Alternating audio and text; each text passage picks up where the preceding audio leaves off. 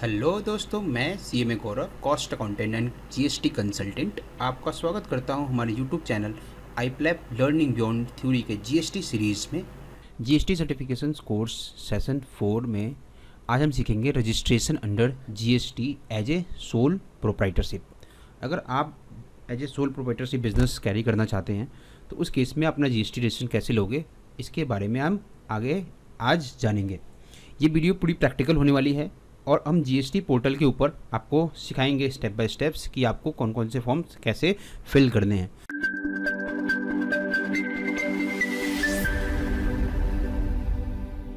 GST registration के अंदर कौन कौन से स्टेप्स होते हैं, उन स्टेप्स के बारे में जानते हैं। रजिस्ट्रेशन के जो स्टेप्स हैं, स्टेप्स फॉर रजिस्ट्रेशन, सबसे पहला स्टेप्स है टीआरएन जनरेशन, यानी कि जनरेशन ऑफ टीआरएन। हमने अपनी बेसिक डिटेल्स के साथ एक टीआरएन जनरेट करेंगे जिसे हम बोलते हैं टेम्पोररी रेफरेंस नंबर। उसके बाद उस टीआरएन को यूज़ करके हम अपनी बिजनेस डिटेल फिल करेंगे, फिर अपनी प्रोप्राइटरी डिटेल फिल करेंगे, फिर ऑथराइज सिग्नेटरी डिटेल फिल करेंगे। उसके बाद हमें ऑथराइज रिप्रेजेंटेटिव डिटेल्स फिल करनी है। ये ऑप्शनल्स हैं, ठीक है, इसे आप फिल कर सकते हैं और इसे छोड़ भी सकते हैं। फिर नेक्स्ट हम डिटेल फिल करेंगे प्रिंसिपल प्लेस ऑफ बिजनेस, और फिर हम डिटेल फिल करेंगे एडिशनल प्लेस ऑफ बिजनेस की, अगर आपको इसकी रिक्वायरमेंट है तो। और जो नेक्स्ट होगा, हम अपनी गुड्स एंड सर्विसेज की डिटेल्स बताएंगे कि हम कौन से गुड्स में ट्रेड करने वाले हैं या हम कौन से सर्विसेज में हम ट्रेड करने वाले हैं, ठीक है। तो आइए चलते हैं जीएसटी पोर्टल पे और सबसे पहले अपना ब्राउज़र ओपन करते हैं। हमने अपना ब्राउज़र ओपन कर लिया है। इस ब्राउज़र पर सबसे पहले हम जीएसटी की पोर्टल पे विजिट करते हैं, जो कि है gst.gov.in। हमारा पोर्टल ओपन हो गया है। इस पोर्टल पे आप जो सर्विसेज टैब है, सर्विसेज टैब्स के रजिस्ट्रेशन सेक्शंस में न्यू रजिस्ट्रेशन सेक्शंस के थ्रू रजिस्ट्रेशन करोगे। इसके अलावा आपके पास होम टैब में हमारे पास ये रजिस्टर्ड नाउ का सेक्शन है, जहाँ से आप रजिस्टर्ड नाउ पर भी क्लिक करके रजिस्ट्रेशन पोर्टल पे मूव कर सकते हो। तो सबसे पहले हमें मूव करना है रजिस्ट्रेशन पोर्टल पे। हम यहाँ से रजिस्टर्ड नाउ पोर्टल पे मूव करते हैं और रजिस्ट्रेशन की पोर्टल हमारी ओपन हो गई है। यहाँ पे आपको एक छोटा सा स्टेप करना है, एक टेम्पोररी रेफरेंस नंबर जनरेट करने के लिए। जब आपका टेम्पोररी रेफरेंस नंबर जनरेट हो जाएगा, उसके बाद आप यहाँ पे क्लिक करोगे और यहाँ से टीआरएन और कैप्चा डाल के आप रजिस्ट्रेशन के फॉर्म्स को फाइल करोगे। सबसे पहले हम अपना टीआरएन कैसे जनरेट करते हैं इसको समझते हैं।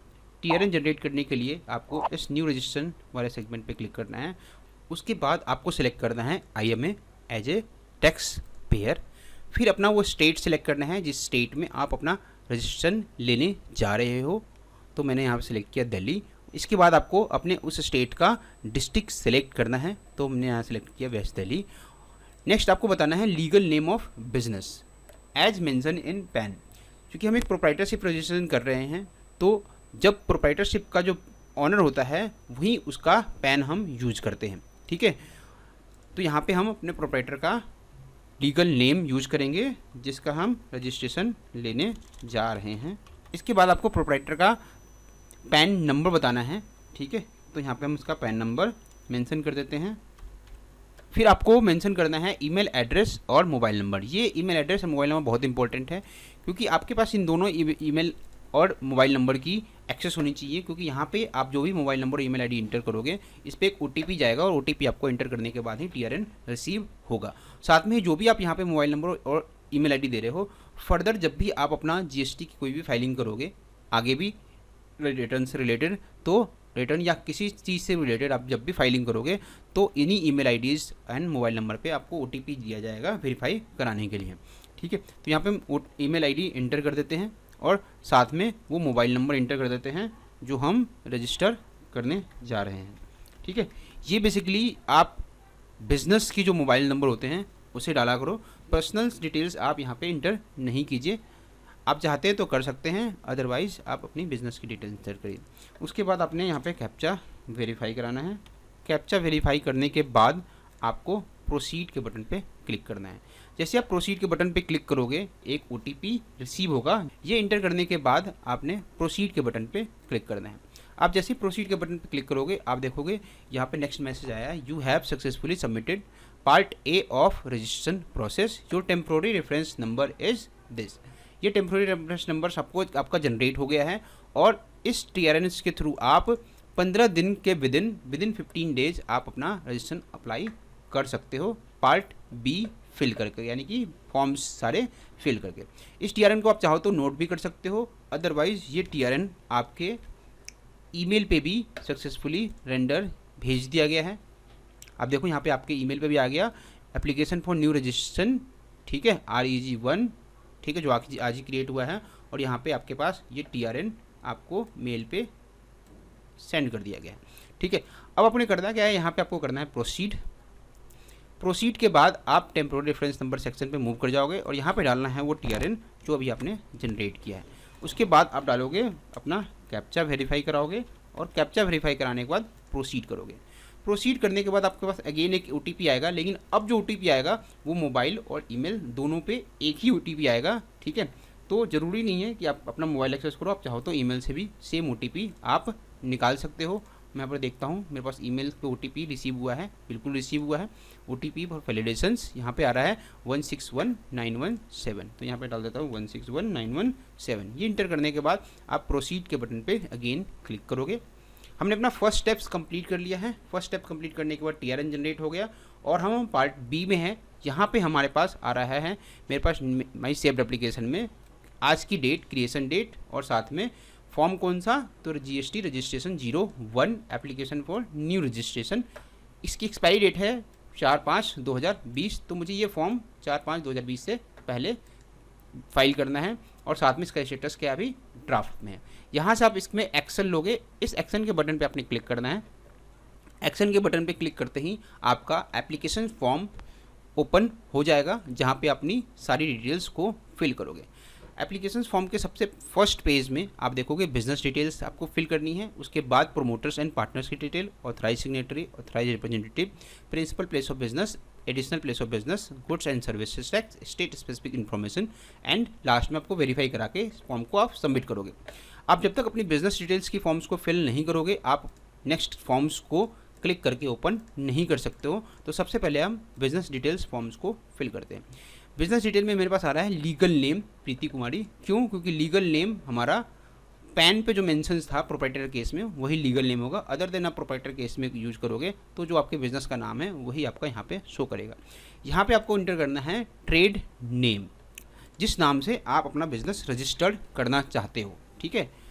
अगर आप चाहते हो कि भाई मैं अपना बिजनेस प्रीति कुमारी के नाम से ही करूँ तो आप यहाँ पे ट्रेड नेम प्रीति कुमारी इंटर कर सकते हो। अगर आप चाहते हो बिजनेस नेम मैं कोई और यूज़ करूँ, ठीक है, तो आपको अपना ट्रेड नेम इंटर करना है। मैंने यहाँ पे डाल दिया फैशन पॉइंट, ठीक है। अब बस आप ध्यान ये रखेंगे जब भी ये ट्रेड नेम आप डिसाइड करते हो प्रोप्राइटरशिप केस में तो उसका प्रॉपर आप ट्रेडमार्क वगैरह सर्च कर लो कि कहीं ये बिजनेस किसी और ने भी तो रजिस्टर नहीं करा रखा, अदरवाइज आपके लिए इशू क्रिएट हो सकता है, ट्रेडमार्क इशू। नेक्स्ट आपको सिलेक्ट करनी है कंस्टिट्यूशन ऑफ बिजनेस, ठीक है। यहाँ पे आपका जो बिजनेस कंस्टिट्यूशन है वो आप यहाँ से सेलेक्ट करोगे। ऑब्वियसली हम ये कभी प्रोप्राइटरशिप का रजिस्ट्रेशन करने जा रहे हैं तो हम यहाँ से प्रोप्राइटरशिप को सेलेक्ट कर लेंगे। अगर आप प्राइवेट लिमिटेड करते हैं तो प्राइवेट लिमिटेड का करते हैं, ठीक है। उसके बाद आपको अपना डिस्ट्रिक्ट सेलेक्ट करना है जिस स्टेट में आप अपना रजिस्ट्रेशन लेने जा रहे हो। तो हमने पहले ही बताया था हम स्टेट कौन सा लेने जा रहे हैं, दिल्ली। हमने पहले ही बता रखा था कि हम किस डिस्ट्रिक्ट में लेना चाहते हैं, तो वेस्ट दिल्ली, ठीक है। नेक्स्ट आपने सेलेक्ट करना है अपना स्टेट जुडिशन वार्ड, बेसिकली अपना SGST वार्ड आपको बताना है कौन सा पड़ेगा। तो आप यहाँ से चाहो तो अगर आपको पता है तो अपना स्टेट वार्ड सेलेक्ट कर सकते हो, अदरवाइज आप गूगल की मदद ले सकते हो। गूगल पे मैंने लिखा DVAT वार्ड, चूँकि दिल्ली वैट था पहले और स्टेट वार्ड दिल्ली वैट है, तो मैंने यहाँ लिखा DVAT वार्ड उत्तम नगर, तो मेरे को यहाँ पे निकल के आया 61 नंबर DVAT वार्ड। दूसरा मैं DVAT की साइट पर भी जाके 61 नंबर में देख सकता हूँ तो उत्तम नगर आ रहा है। मुझे अपना जो बिज़नेस रजिस्ट्रेशन कराना है वो वेस्ट दिल्ली में उत्तम नगर के अंदर रजिस्टर कराना है, तो मैं यहाँ पे अपना वार्ड जाके 61 नंबर सेलेक्ट कर लेता हूँ। ध्यान देना यार दोस्तों, अगर आपसे ये आपको ढूंढने में मुश्किल भी हो रही है तो आप नियर बाई वार्ड भी आप सेलेक्ट करके डाल सकते हो। रजिस्ट्रेशन के टाइम पे ऑफिसर बेसिकली वेरीफाई करते हैं और वो अपने वार्ड में आपको शिफ्ट कर देंगे। नेक्स्ट आपको बताना है सेंटर जुडिशन, आपको सिलेक्ट करना है अपना CGST वार्ड, ठीक है। तो यहाँ से आप सिलेक्ट करोगे सबसे पहले अपना कमिश्नरेट, तो कमिश्नरेट अपने सिटी और स्टेट्स के अकॉर्डिंग आप देख सकते हो। तो मेरे पास है दिल्ली वेस्ट।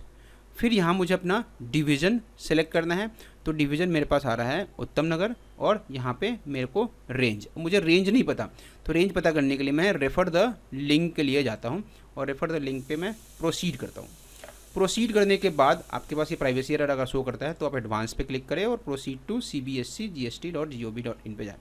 यहाँ पे आप जैसे ही क्लिक करोगे आप CBIC की साइट पे मूव कर जाओगे। CBIC की साइट में आपको जाना है सर्विसेज टैब के अंदर नो योर जुरिडिक्शन। यहाँ पे आप इसे क्लिक करोगे और क्लिक करने के बाद आपको सबसे पहले सेलेक्ट करना है अपना स्टेट, जिस स्टेट का आप CGST वार्ड ढूंढ रहे हो, तो मैं ढूंढ रहा हूँ दिल्ली। उसके बाद आपको सेलेक्ट करना है अपना कमिश्नरेट, तो कमिश्नरेट मेरा है वेस्ट दिल्ली, और वेस्ट दिल्ली में मुझे सेलेक्ट जानना है उत्तम नगर लोकेशन का। तो मैं उत्तम नगर लोकेशन पे जब क्लिक करता हूँ तो मेरे पास ये सारी रेंज आ रही है 126, 127, 128, 129 और 130। यहाँ पे मेरे पास सारे एरियाज हैं, तो आपका जो भी एरिया है आप यहाँ पे अपना आइडेंटिफाई करो। जो मेरी रेंज है वो मोहन गार्डन की है, यानी कि सेक्स रेंज 130, तो मैं यहाँ पे उत्तम नगर सेलेक्ट करने के बाद रेंज 130 को सिलेक्ट करता हूँ। उसके बाद आपको ये बताना है कि आप अपना registration as a casual dealer apply कर रहे हो, तो आप इसे यस करोगे और फिर ये फॉर्म आप फिल करोगे। ये हम सेपरेट देखेंगे कि हम कैजुअल डीलर के केस में हम इस फॉर्म्स को कैसे फिल करते हैं और इसकी क्या रिक्वायरमेंट्स है और कैजुअल डीलर रजिस्ट्रेशन क्या होता है। अभी जो हम रजिस्ट्रेशन ले रहे हैं वो एज ए रेगुलर डीलर ले रहे हैं, ठीक है। दूसरा ऑप्शन आपके पास आएगा ऑप्ट फॉर कंपोजिशन। चूँकि मैं रजिस्ट्रेशन अपना एज ए रेगुलर ले रहा हूँ तो मैं कंपोजिशन स्कीम को ऑप्ट नहीं करता और मैं इसे अनचेक ही रहने देता हूँ। अगर आपको registration as a composite dealer चाहिए तो आप यहाँ पे सिलेक्ट करोगे और इसे चेक करके यहाँ पे इन तीनों चीज़ों को डिटेल बताओगे। इसकी भी ऊपर हम सेपरेट वीडियो लेके आएंगे कि आप registration as a composite dealer कैसे ले सकते हो। नेक्स्ट आपको बताना है रीजन टू ऑब्टेन रजिस्ट्रेशन। आप जो रजिस्ट्रेशन लेने जा रहे हो इसका कोई क्या रीजन है।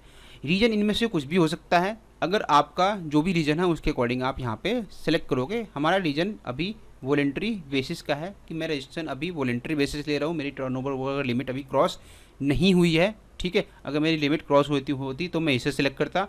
इंटरस्टेट सप्लाई में मुझे करना है तो मुझे ये सेलेक्ट करना है। मतलब जो भी आपके रीजन्स आपके ऊपर एप्लीकेबल होते हैं उसे आप यहाँ पे सेलेक्ट कर लेते हैं। यहाँ पे आप बहुत सारे पर्सन गलती कर देते हैं। जब वो अपना माल सपोज करो ऑनलाइन मुझे अपना माल सेल करना है तो ये क्या करते हैं, यहाँ पे रीजन सेलेक्ट कर लेते हैं कि ई कॉमर्स ऑपरेटर। ये उनके लिए है जो ई कॉमर्स ऑपरेटर्स को रन करते हैं। जैसे अमेजोन अगर अपना रजिस्ट्रेशन लेगी तो सेलेक्ट करेगी ई कॉमर्स ऑपरेटर, ठीक है। तो आप ये कर सकते हो selling through e commerce portal, यानी कि आप अगर अपना माल ई कॉमर्स पोर्टल के थ्रू सेल करते हो तो आप यहाँ पे ये चीज़ें कर सकते हो। दूसरी चीज़ आप यहाँ पे बेसिकली वॉलेंट्री रजिस्ट्रेशन ही लोगे, तो मैं पे वॉलेंट्री बेसिस करता हूँ। फिर date of commencement of business. अगर आपने अपना बिजनेस ऑलरेडी स्टार्ट कर दिया है तो आप अपना डेट बताओगे, अदरवाइज आप यहाँ पे करेंट डेट भी चूज़ कर सकते हो कि भाई मैं अपना बिजनेस आज ही स्टार्ट कर रहा हूँ, ठीक है। फ्यूचर स्टेट आप यहाँ पे सेलेक्ट नहीं कर सकते, ठीक है। नेक्स्ट है इंडिकेट एग्जिस्टिंग रजिस्ट्रेशन। यहाँ पे आपको ये बताना है कि जो आपकी कोई ऑलरेडी रजिस्ट्रेशन इसके अलावा है, GST के अलावा कोई अगर आपका ऑलरेडी रजिस्ट्रेशन है तो इसमें आप यहाँ पे सिलेक्ट करके बताओगे कि GST के अलावा आपने कौन कौन से रजिस्ट्रेशन ले रखे हैं। ध्यान दीजिए, आप कुछ ऐसे रजिस्ट्रेशन हैं जो कि आपको मैंडेटरी बताने हैं, जैसे इंपोर्ट एक्सपोर्ट कोड। अगर आप एक्सपोर्ट करोगे और आपने इंपोर्ट अपना एक्सपोर्ट कोड अपडेट नहीं किया यहाँ पे तो आपको रिफंड लेने में प्रॉब्लम हो सकती है, ठीक है। तो इनमें से जो भी रजिस्ट्रेशन आपके पास हैं उनको आप यहाँ से सेलेक्ट करोगे। सपोज करो आपके पास अगर इंपोर्ट एक्सपोर्ट कोड होता तो हम इंपोर्ट एक्सपोर्ट कोड सेलेक्ट करते, फिर इंपोर्ट एक्सपोर्ट कोड का रजिस्ट्रेशन नंबर डालते और उसका डेट ऑफ रजिस्ट्रेशन डालते हैं। अगर आपके पास कोई भी रजिस्ट्रेशन नहीं है तो आपके यहाँ पे सिलेक्ट ऑप्शन पे ही क्लिक करके यहाँ से आप सेव एंड कंटिन्यू ऑप्शंस पे क्लिक करोगे। बिजनेस डिटेल्स फिल करने के बाद नेक्स्ट हम फिल करेंगे प्रोमोटर्स एंड पार्टनर्स की डिटेल्स। क्योंकि ये प्रोप्राइटरशिप फॉर्म्स है तो यहाँ पे हमें सिर्फ प्रोप्राइटर्स की डिटेल डालनी है, डिटेल ऑफ प्रोप्राइटर। यहाँ जो डिटेल्स डलेगी वो प्रोप्राइटर्स की पर्सनल डिटेल होगी, बिजनेस डिटेल हम यहाँ पे कोई भी नहीं डालेंगे। जैसे हमें प्रोप्राइटर की पर्सनल इन्फॉर्मेशंस को फिल करने हैं, उनके नेम, फादर नेम, उनकी डेट ऑफ बर्थ, उनके personal mobile number, email IDs, then उसके बाद उनका जेंडर, फिर उसकी आइडेंटिटी इन्फॉर्मेशन फिल करनी है। जैसे यहाँ पे डेजिग्नेशन आपने बताना है कि लाइक उनका डेजिग्नेशन क्या होगा, तो यहाँ पे प्रोप्राइटरशिप, ठीक है। जो डेजिग्नेशन होगा वो एज ए प्रोप्राइटर इंटर करोगे। फिर उसके बाद उनका pan number and passport, Aadhaar number, फिर रेजिडेंशियल एड्रेस, जिस एड्रेस पे प्रोप्राइटर रह रहा है, यहाँ पे आपने अपलोड करनी है उनकी फोटोग्राफ की साइज़ 100 KB से ज़्यादा नहीं होनी चाहिए और साथ में वो JPG फॉर्म में होना चाहिए। ठीक है। प्रोप्राइटर्स की पर्सनल डिटेल्स फिल करने के बाद आप प्रोप्राइटर्स की पर्सनल फोटोग्राफ्स अपलोड करोगे। यहाँ पे आप चाहो तो अपलोड भी कर सकते हो और टेक पिक्चर भी कर सकते हैं। यहाँ से हम चूज़ करेंगे और हमने जिस ड्राइव में भी फ़ोटो रखी है वो फ़ोटो हम यहाँ से ओपन करके अपलोड कर देंगे। इसके बाद आपको चूज़ करना है ऑथराइज सिग्नेटरी। क्या ये जो प्रोप्राइटर है ये ऑथराइज सिग्नेटरी भी होगा बिज़नेस का? कभी कभी हम ऐसा भी कर सकते हैं कि लाइक हमने अपने बिज़नेस को अपने नाम पे रजिस्टर किया बट हम बिज़नेस में एज ए ऑथराइज सिग्नेटरी काम नहीं करना चाहते, तो हम यहाँ पे ऑथराइज सिग्नेटरी नहीं रहेंगे और इसे हम अनचेक रहने देंगे। बट जब हम ऑथराइज सिग्नेटरी बनना चाहते हैं, हम चाहते हैं कि बिज़नेस के सारे डॉक्यूमेंट्स पे, GST के सारे डॉक्यूमेंट्स पे मैं ऑथराइज रहूँ साइन करने के लिए, तो मैं यहाँ पे इसे यस करूँगा। ठीक है। अभी हम इसे नो रहने देते हैं। ठीक है। सेव एंड कंटिन्यू पे क्लिक करेंगे और हम इस फॉर्म को सेव कर लेंगे। उसके बाद मुझे फाइल करना है डिटेल ऑफ ऑथराइज सिग्नेटरी। ठीक है। डिटेल ऑफ ऑथराइज सिग्नेटरी में हम उस पर्सन का डिटेल डालेंगे जिसे हम अपना ऑथराइज सिग्नेटरी बनाना चाहते हैं। अगर हमने पीछे इस फॉर्म में नीचे जो ऑथराइज सिग्नेटरी का ऑप्शन आया था उसे यस किया होता तो मेरे पास ये पूरी details as it is fill के होके आ रही होती, यानी कि मेरा प्रोप्राइटर ही ऑथराइज सिग्नेटरी भी होता। तो बट हम ये केस देखते हैं कि ऑथराइज सिग्नेटरी अगर कोई दूसरा पर्सन है तो उसकी डिटेल हम यहाँ पे उनकी पर्सनल इन्फॉर्मेशन आपने डालनी है, साथ में उनकी आइडेंटिटी इन्फॉर्मेशन डालनी है और वो कहाँ रहता है ऑथराइज सिग्नेटरी उसकी डिटेल भी डालनी है। और इसके बाद आपको अपलोड करना है proof of detail of authorise signatory, letter of basically authorisation. Proprietor एक लेटर ऑफ ऑथराइजेशन देगा कि आप जिस पर्सन को ऑथराइज कर रहे हो वो कौन है और उसकी एक्सेप्टेंस भी इसमें होनी चाहिए। ऑथराइजेशन लेटर कैसा होता है हम आपको दिखाते हैं। ये एक ऑथराइजेशन लेटर है इस पर्सन का कि I Preeti Kumari son of daughter of Ganesh Prasad proprietor hereby solely affirmed and declared that the Gaurav Kumar to act as a authorized signatory for the business fashion point for which the application for enrollment taxpayer in goods and services tax is being made. All his action in relation to business will be binding on me. उनकी details है, उनके signatures हैं और नीचे acceptance है authorise signatory का भी, जो आई Gaurav Kumar hereby solemnly accord my acceptances to act as a authorized signatory for the above referred business and all my act shall be binding on the business, उसकी डेजिग्नेशन और साथ में सिग्नेचर्स। ठीक है। तो ये जो डॉक्यूमेंट्स है आपको, ये डॉक्यूमेंट्स आपने अपलोड करने हैं कहाँ पे, तो आपने ये डॉक्यूमेंट्स यहाँ से लेटर ऑफ ऑथराइजेशन चूज करना है और फिर यहाँ से चूज फाइल का ऑप्शन पे क्लिक करना है और यहाँ से लेटर ऑफ ऑथराइजेशन जो आप 1 MB तक, यहाँ पे 1 MB की लिमिटेशन है, तो 1 MB तक जो भी आपने डॉक्यूमेंट स्कैन किए हैं वो यहाँ पे अपलोड कर सकते हो। ये सिर्फ इस केस में आएगा जब authorise signatory other than proprietor होगा। ठीक है। अगर प्रोप्राइटर सेल्फ ऑथराइज सिग्नेटरी है उस केस में इस डॉक्यूमेंट्स की रिक्वायरमेंट नहीं होती है। ठीक है। उसके बाद ये फॉर्म बाकी आप सब फिल करेंगे। ये फॉर्म फिल करने के बाद साथ ही में आपको ये उनकी फ़ोटो भी अपलोड करनी है, किसकी, ऑथराइज सिग्नेटरी की। तो ये मैं फ़ोटो यहाँ पे हमने ऑथराइज सिग्नेटरी फ़ोटो भी ओपन किया और इसे भी अपलोड कर दिया। ठीक है। फिर ये डिटेल्स आप फिल करेंगे। ऑथराइज सिग्नेटरी की डिटेल्स आप फिल करने के बाद आप यहाँ पे सिलेक्ट करते हो कि क्या आपका ऑथराइज सिग्नेटरी प्राइमरी है, ठीक है, या फिर सेकेंडरी है। अगर वो प्राइमरी है तो यहाँ से आप चेक करो। ठीक है। इसे बिना फिल किए आपका फॉर्म कंप्लीट नहीं होगा। जैसे जैसे आप प्रोफाइल को फिल कर रहे हो आपकी ये प्रोफाइल परसेंटेज भी इंक्रीज हो रही है। ठीक है। आप इसे बाद में भी बदल सकते हो। ठीक है। तो यहाँ पे हम डालने हमने ये हमारा प्रोप्राइटर क्या है, ऑथराइज सिग्नेटरी क्या है, हमारा प्राइमरी ऑथराइज सिग्नेटरी है।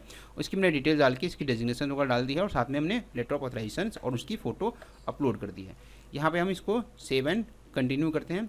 अगर हम चाहते हैं कि कोई दूसरा ऑथराइज सिग्नेटरी भी इसके अलावा बने तो हम बैक में करके हम यहीं से एक अपलोड किया, फिर यहाँ से हम ऐड न्यू करके दूसरा ऑथराइज सिग्नेटरी भी यहाँ से बना सकते हैं। और उन दोनों में से हमने किसको ऑथराइज प्राइमरी बनाया है, तो एक पर्सन को प्राइमरी बनाया है। ठीक है। नेक्स्ट जो हम देखेंगे वो देखेंगे ऑथराइज रिप्रेजेंटेटिव को। अगर आप ये चाहते हो कि जो भी GST की कम्युनिकेशंस है, अगर आपको बार बार GST जाना पड़ता है, ठीक है, कोई भी काम के लिए, लाइक कोई भी डिपार्टमेंटल इशू है, ठीक है, तो उस काम के लिए आप ऑथराइज रिप्रेजेंटेटिव अगर आप अपॉइंट करना चाहते हो किसी पर्सन को, ताकि आपको बार बार एक लेटर इशू ना करना पड़े कि ये पर्सन है जो इस कंसर्न केस के लिए ये विजिट करेगा डिपार्टमेंट, तो उस केस में आप यहाँ से ऑथराइज रिप्रेजेंटेटिव बना सकते हो। ऑथराइज रिप्रेजेंटेटिव बनाने के लिए आपको ये ऑप्शन चेक करना है, यानी कि यस करना है, और यहाँ से आपके पास दो ऑप्शन हैं। एक तो है कि आप जीएसटी प्रैक्टिशनर को बना सकते हो और दूसरा है किसी अदर पर्सन को बना सकते हो। जीएसटी प्रैक्टिशनर को बनाने के लिए आपको GST enrolment ID, practitioner enrolment ID डाल के यहाँ पर जैसे आप सर्च करोगे ये आपका फॉर्म फिल हो जाएगा। ठीक है, अब जीएसटी प्रैक्टिशनर को कैसे सर्च करते हैं, ठीक है, इसके लिए हमने डिटेल वीडियो बनाएंगे। इसके थ्रू आप डिटेल वीडियो के थ्रू आप जीएसटी प्रैक्टिशनर को कैसे सर्च करते हैं उसे आप जान सकते हो। अदरवाइज अगर आप जीएसटी प्रैक्टिशनर को आप नहीं बनाना चाहते अपना ऑथराइज रिप्रेजेंटेटिव, तो उस केस में आप अदर का ऑप्शन चूज करोगे और अपने जीएसटी जो भी ऑथराइज पर्सन है उसका डिटेल डालोगे, यानी कि ऑथराइज रिप्रेजेंटेटिव। यहाँ ऑथराइज सिग्नेटरी और रिप्रेजेंटेटिव में अंतर है। ऑथराइज सिग्नेटरी आपके बेसिक्स डॉक्यूमेंट जो भी जीएसटी के डॉक्यूमेंट्स हैं उस पर साइन करने के लिए ऑथराइज है, और रिप्रेजेंटेटिव आपके बिहाफ पे डिपार्टमेंट्स में रिप्रेजेंट करेगा। ठीक है, तो ये आपकी डिटेल्स यहाँ पे आप फिल करेंगे और इसे आप 7 कंटिन्यू करोगे। ठीक है, नेक्स्ट हम फॉर्म फिल करते हैं प्रिंसिपल प्लेस ऑफ बिजनेस की। प्रिंसिपल प्लेस ऑफ बिजनेस में आपको बताना है सबसे पहले detail of principal place of business, यानी कि वो एड्रेस जिस एड्रेस से आप अपना बिजनेस कैरी आउट करोगे। ठीक है, यानी कि आप वहाँ से अपना इनवॉइस रेज करोगे, अपने प्रोडक्ट्स को सेल करोगे या अपनी सर्विसेज रेंडर करोगे, आपको उस एड्रेस को बताना है जिस एड्रेस अपना बिजनेस कैरी करने वाले हो। फिर अपने बिजनेस की कॉन्टैक्ट डिटेल्स बतानी है, जहाँ पे जो आपकी बिजनेस की कॉन्टैक्ट डिटेल है, ये आपकी पर्सनल डिटेल और बिजनेस डिटेल कॉन्टैक्ट डिटेल दोनों सेम हो सकती है अगर आपके पास अलग से कोई बिजनेस कॉन्टैक्ट डिटेल नहीं है। फिर आपको बताना है नेचर ऑफ प्रीमाइसेस जो आपकी पोजीशन की है। ठीक है, यहाँ पे आप सेलेक्ट करोगे कि ये प्रीमाइसेस आपका किस तरह का है, कंसेंटेड है, लीज्ड है, ऑन्ड है, रेंट है, शेयर्ड है या अदर। कंसेंटेड का मतलब होता है कि आपकी प्रीमाइस में का कोई रेंट एग्रीमेंट नहीं है, आपके ऑनर ने एक कंसेंट आपको दे दिया है कि भाई आप यहाँ से बिजनेस करो और हमें कोई प्रॉब्लम नहीं है।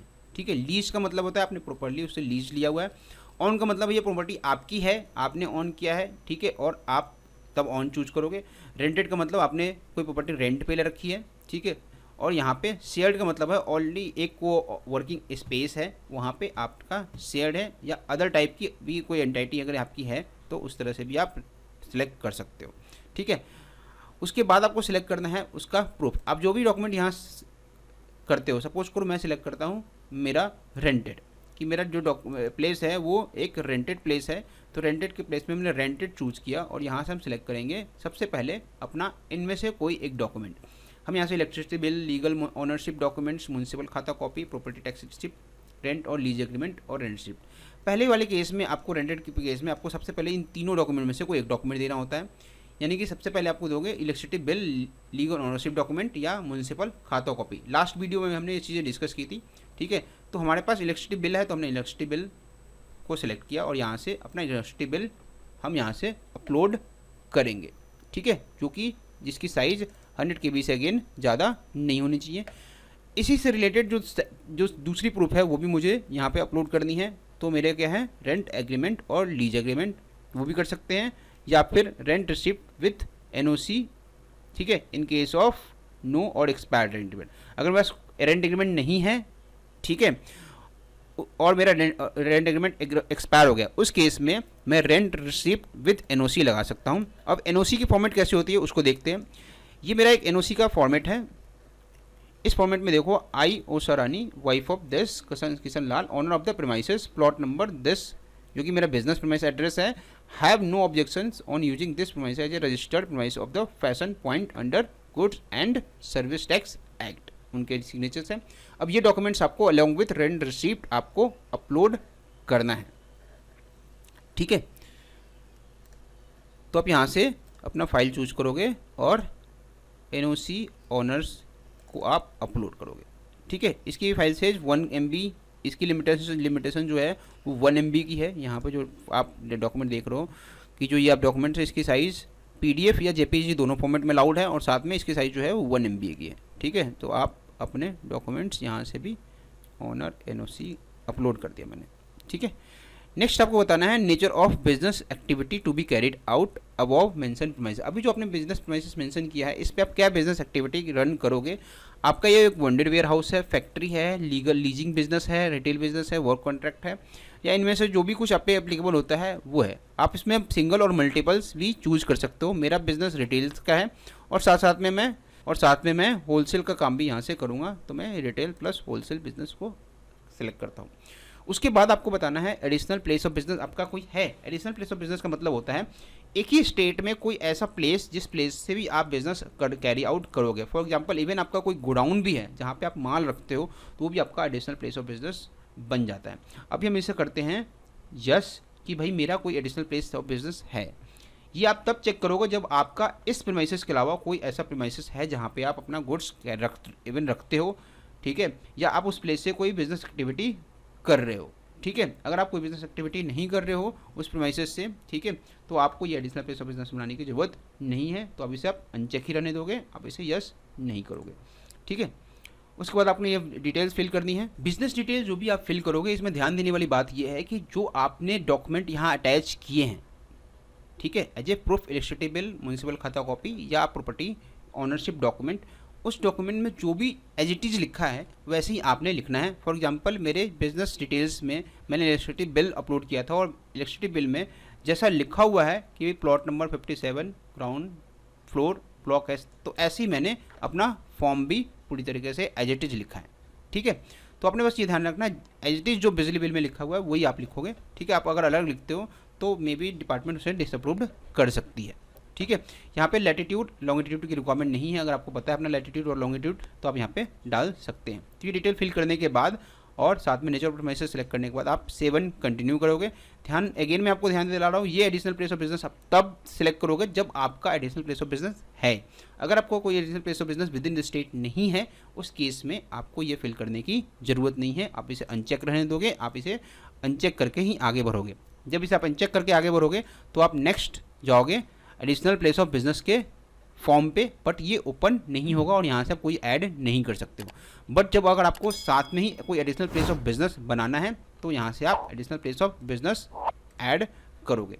ध्यान रखने वाली बात ये भी है कि इन केस आफ्टर रजिस्ट्रेशन भी आपको कोई बिजनेस एडिशन की ज़रूरत पड़ती है बिजनेस प्लेस की, तो आप अपना फॉर्म अमेंड कर सकते हो, ठीक है। वो अमेंडमेंट्स में हम सीखेंगे कि आप अपने बिजनेस एड्रेस को कैसे अमेंड करते हो, ठीक है।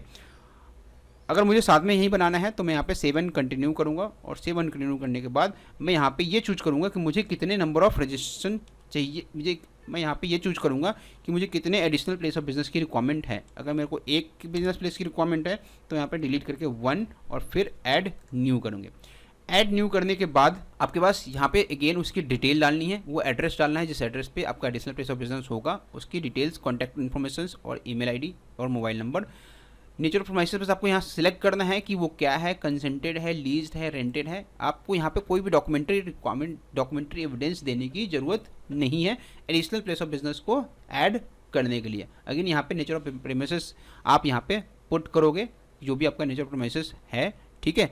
और यहाँ से ये चीज़ और ये सारे डिटेल्स फिल करने के बाद आप 7 कंटिन्यू करोगे, ठीक है। अभी हम बैक करते हैं और यहाँ पे करते हैं कि हमें कोई भी एडिशनल प्लेस ऑफ बिजनेस नहीं चाहिए। सेव किया और नेक्स्ट हमने again additional place of business के फॉर्म पे हैं, हम अगेन कहते हैं नहीं चाहिए, तो हम कंटिन्यू और यहाँ पे अब नेक्स्ट फॉर्म में मूव कर जाते हैं। नेक्स्ट फॉर्म में कहता है कि अपना गुड्स एंड सर्विसेज बताओ जिसमें आप डील करने वाले हैं। तो गुड्स में आप चाहो तो एचएसएन वाइज सर्च कर सकते हो या आप यहाँ पे अपने प्रोडक्ट को भी टाइप करते हो। सपोज कुछ मुझे गारमेंट पे डील करना है तो मैंने यहाँ पे गारमेंट लिखा और गारमेंट से रिलेटेड जितने प्रोडक्ट्स हैं वो मेरे आ गए। यहाँ पे मैक्सिमम आप 5 आइटम्स ही बताओगे, 5 आइटम से ज़्यादा आपने नहीं बताना, ठीक है। चाहो तो आप एक भी बता सकते हो, चाहो तो आप आगे अपनी 4-5 आइटम भी बता सकते हो।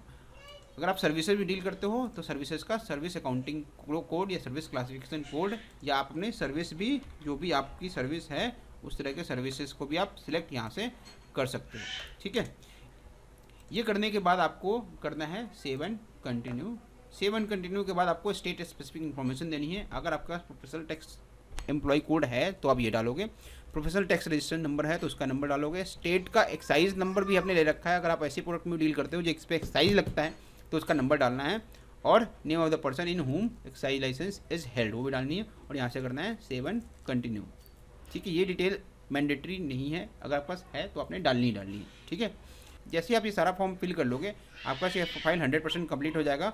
और अब ये आप यहाँ से I hereby solemnly affirm and declare that the information given को सेलेक्ट करोगे और यहाँ से ऑथराइज सिग्नेटरी को अपने सेलेक्ट करोगे, जिसे आप ऑथराइज सिग्नेटरी आपने बनाया है। उसके बाद अपना प्लेस इंटर करोगे जहाँ पे ये आप डॉक्यूमेंट फाइनली साइन कर रहे हो, और फिर आपने सबमिट के आपके पास 3 ऑप्शंस हैं, DSC, E signatures and EVC। अभी आपके पास DSC अगर है तो DSC अपने सिस्टम में इंसर्ट करके करो, अदरवाइज EVC के थ्रू। DSC जो होगा वो इसी पर्सन का होगा और EVC का मतलब है इलेक्ट्रॉनिक वेरिफिकेशन कोड। हमने यहाँ पे, मैं आपको अब वापस ले चल रहा हूँ, हमने यहाँ पे ऑथराइज सिग्नेटरी के केस में सिर्फ एक पर्सन को ऑथराइज किया था, मिस्टर गौरव कुमार को। फॉर एग्जांपल सपोज करो प्रोप्राइटर को भी मैं, प्रोमोटर को भी मैं ऑथराइज सिग्नेटरी बनाता हूँ, तो मैं क्या करूँगा यहाँ पे ऑल्सो ऑथराइज सिग्नेटरी में जाके मैं कहता हूँ हाँ जी ये भी ऑथराइज सिग्नेटरी है, और इसको प्रोमोटर एंड पार्टनर्स में ऑल्सो ऑथराइज सिग्नेटरी जाके सेव एंड कंटिन्यू करता हूँ। अब मेरे पास आप देखो ऑथराइज सिग्नेटरी कॉलम में 2 पर्सन आ रहे हैं, गौरव कुमार एंड प्रीति कुमारी, जो कि प्रोप्राइटर है। ठीक है, यहाँ पे आपके पास ये जो पर्सन, ये 3 जो लाइन दिखा है, ये दिखा रहा है कि ऑथराइज पर्सन है, साथ में प्राइमरी ऑथराइज पर्सन सिग्नेटरी है, और ठीक है, और जो ये दिखा रहा है ये सिर्फ प्रोमोटर एंड ऑथराइज पर्सन है। ठीक है, यहाँ से आप चाहो तो इनके स्टेटस को भी चेंज कर सकते हो, प्राइमरी एंड नॉर्मल में भी एडिट पे जाके आप उनके ऑप्शन चेंज कर सकते हो। कंटिन्यू करेंगे यहाँ से हम। अब यहाँ पे जब वेरिफिकेशंस पे जाते हैं तो यहाँ पे मेरे पास देखो चेक करने के बाद 2 नाम आ रहे हैं, गौरव कुमार एंड प्रीति कुमारी। ठीक है, तो मैं से कोई भी मैं सिलेक्ट कर सकता हूँ, और साथ में मैं अपना प्लेस ऑफ बिजनेस डालेंगे।